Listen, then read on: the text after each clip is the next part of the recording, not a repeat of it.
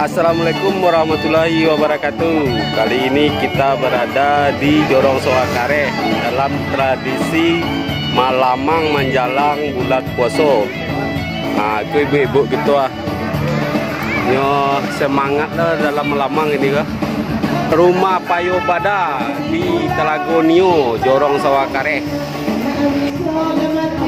Nah, itu lamangnya. Lamang ko saya isi ke bu. Lamang 10, lamang pisang ada,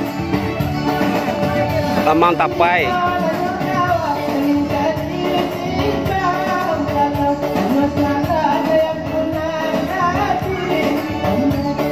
lemang ini harus ditambah santan jika sudah panas.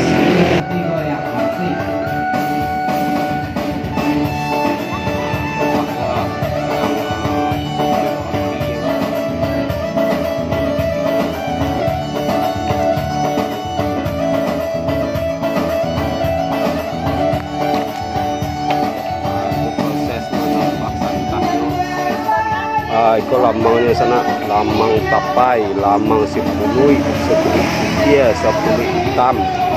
Lamang aku semangat ibu-ibu nama membuat lamang.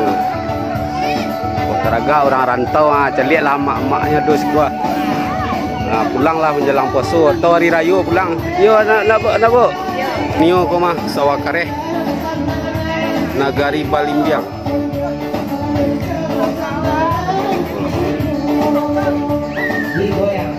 Bengek mah.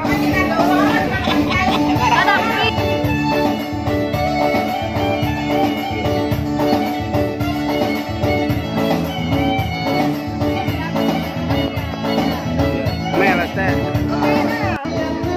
Ibu-ibu sedang bersemangat membuat lamang, membuat gulai untuk mendoa acara besok ibu.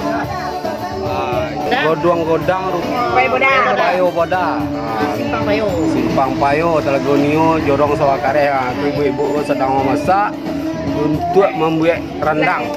Gulai ayam, rendang. Gulai ayam, batang keladi, nak pisang.